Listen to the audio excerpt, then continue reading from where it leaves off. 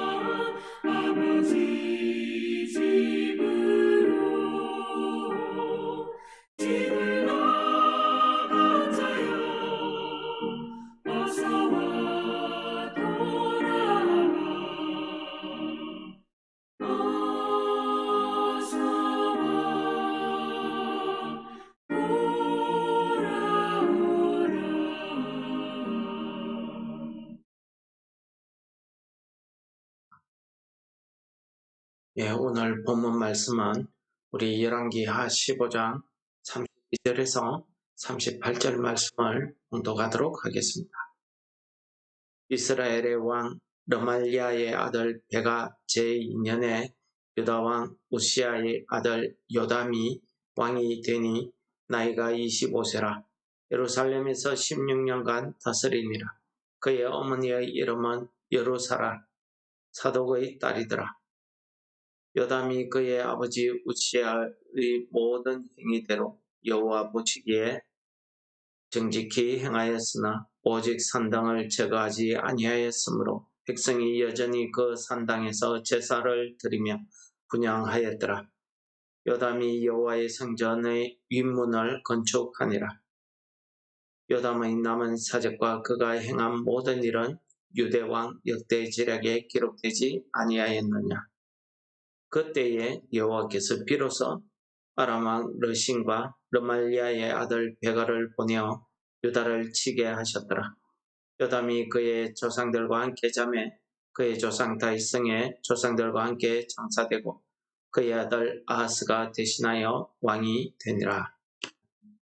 오늘 본문 말씀은 우리 열왕기하 15장에 나타났던 북이스라엘의 다스다 그리고 유다의 세 왕에 대한 이야기의 마지막 부분입니다. 오늘 본문에 나타난 유다왕 우시야는 유다왕 요담의 아버지 아사리아를 이야기하는 말씀이 되겠습니다. 오늘 말씀을 묵상하면서 오늘 우리가 불렀던 찬송가 돌아와 하는 이 찬송이 마치 하나님의 마음을 우리에게 그대로 나타내며 오늘 본문 말씀에 나타난 하나님의 마음을 우리에게 가르쳐주는 그런 찬송이 아닌가 생각이 됩니다. 왜 그러냐 하면은 오늘 이 본문 내용을 이해하시려고 하면은 그 당시에 국제관계 정세를 우리가 좀 이해를 해야 되는데 그 당시에 신흥 대국으로 성장하고 있는 국가가 아수르라는 국가가 있습니다. 이 아수르가 전 세계를 지배할 그 당시의 내용이 되겠습니다. 아수르에 비하면 아주 작은 소국에 불과했던 이 아람 나라와 북이스라엘 그리고 유다 나라 또 그 밑에 이 세 나라보다는 훨씬 큰 애굽이 버티고 있었습니다. 사실 오늘 말씀의 중심인 이 남유다 나라는 이러한 나라들에게 둘러싸여 있는 그런 형국입니다. 말하자면 오늘 우리나라처럼 위로는 중국, 러시아, 북한이 아래로는 일본, 미국 이런 나라들이 서로 경쟁하고 있는 그 사이 틈바구니에 끼어 있는 형편이 꼭 남유대가 유다 나라가 우리나라와 같은 그런 상황에 처해 있는 것 같습니다. 오늘 말씀 가운데 보시면은 이스라엘의 왕으로 세워진 이 요담 왕은 여호와 앞에 아주 자기 아버지 우시야처럼 아주 정직히 행했다고 말씀하고 있습니다. 여기서 정직히 행했다는 것은 여호와의 말씀에서 좌로나 우로나 치우치지 아니하고 여호와의 말씀대로 그대로 준행했다는 것입니다. 그 다음에 오늘 본문 말씀에 보면은 요담 왕이 여호와의 성전 윗문을 건축했다고 하는데 여호와의 성전 윗문이라는 것은 이 유다 나라의 그 예루살렘 성전과 왕궁이 연결되어지는 그 통로를 이야기합니다. 그렇다고 하면은 이 사건 하나만 두고 봐도 이 요담 왕이 정말 하나님 앞에 그의 일생 동안에 얼마나 하나님 앞에 충성되게 하나님 앞에 정직한 믿음 그 신앙으로 살았는지 우리가 이해할 수가 있습니다. 그런데 오늘 말씀해 보시면은 37절에 그때에 여호와께서 비로소 아람의 르신과 북이스라엘 르말리아의 아들 베가를 통해서 유다를 치셨다고 이렇게 이야기하고 있습니다.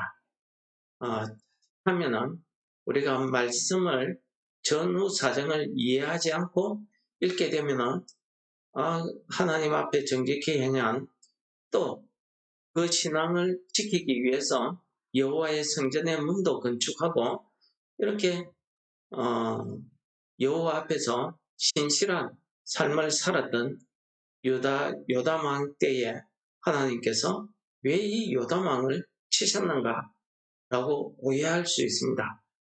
그러나 오늘 하나님께서 그때에 비로소 이 아람과 북이스라엘을 통해서 유다를 치시게 하신 것은 이 요담 왕 때에 일어났던 사건이지만은 요담 왕 때문에 일어난 일은 아니라는 사실입니다.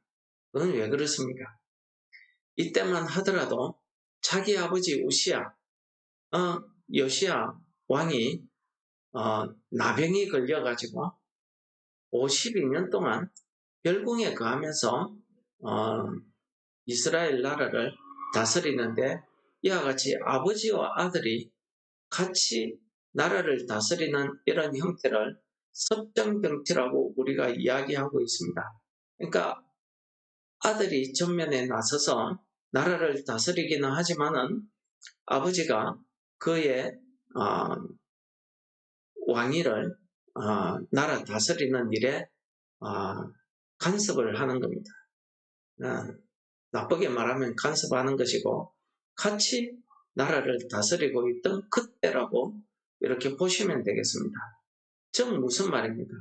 이 우시야 왕이 하나님께서 군사적으로, 경제적으로 이 유다 나라를 번성케 해주시자 이 우시야 왕이 교만해져서 자기가 해서는 안 될 일 무엇입니까?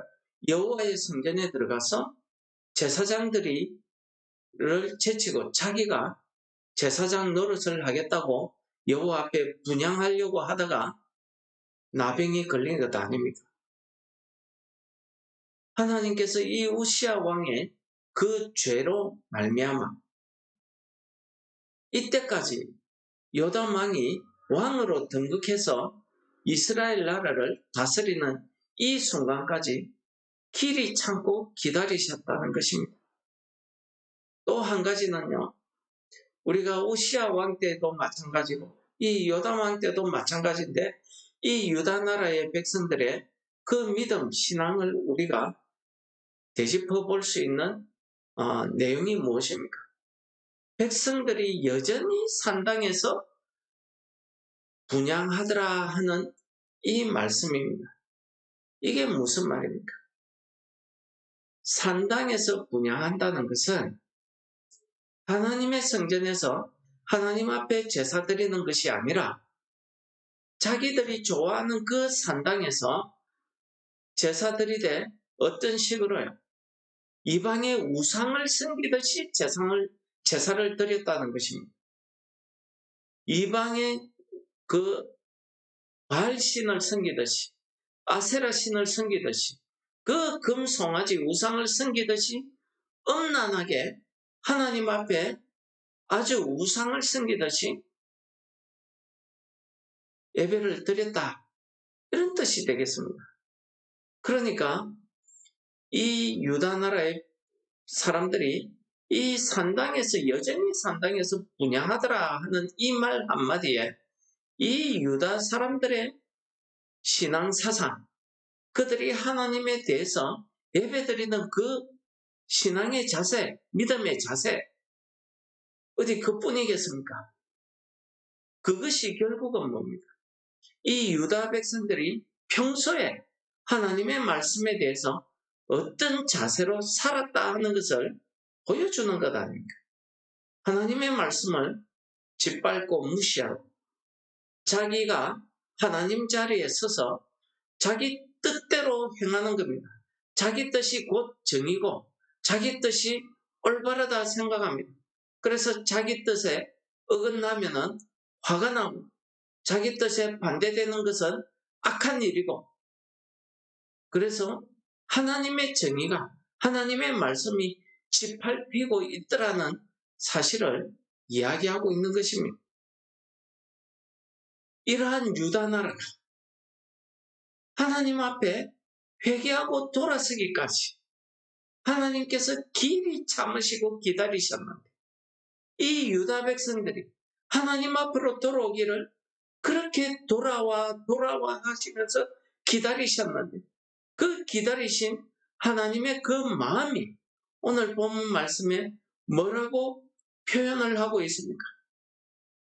그때에 여호와께서 비로소 라는 말씀을 하고 있는 것입니다. 비로소. 여러분, 우리는요, 하나님께서 내가 죄를 지으면은 하나님이 즉시 나를 심판하고 나에게 징계하고 내가 벌을 받고 내가 고통 고난을 당하고 이러면은 우리는 하나님께서 내가 죄를 지었으니까 내게 심판하시구나 라고 느낍니다. 그러나 우리가 죄를 짓고도 하나님이 으로부터 아무런 일이 일어나지 아니하고 평안한 일상이 계속되면 우리는 내 죄가 하나님 앞에 용서받았구나, 내 마음대로 생각하고 그냥 내가 살아오던 그 식대로, 그 방법대로 내 마음대로 그렇게 살아갑니다. 그런데 하나님은 우리가 참 회개하고 하나님 앞으로 돌아오기까지를 기다리시는 것입니다. 하나님의 공의는 반드시 내가 지은 죄에 대해서 심판하신다는 사실입니다. 그것이 하나님의 때에 이루어지는 것입니다. 내가 생각하는 그 때가 아닙니다. 내가 죄를 지었으니까 금방 나에게 징계하시는 하나님 아니시라는 겁니다. 하나님의 때까지, 그때까지 기다리시다가 비로소 하나님께서 그 죄에 대한 심판을, 징계를 하신다는 사실입니다.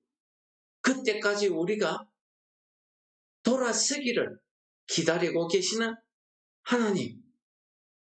오늘 그 말씀이 오늘 본문에 그때의 여호와께서 비로소라는 단어로 우리에게 표현이 되고 있는 것입니다. 비로소 아람과 이 북이스라엘 베가를 통해서 유다 나라를 침공한, 유다 나라를 침략하게 하셨다 하는 이야기입니다. 여러분, 우리가 하나님께로 돌아가는 것이 무엇입니까? 이것을 우리가 회개라고 합니다.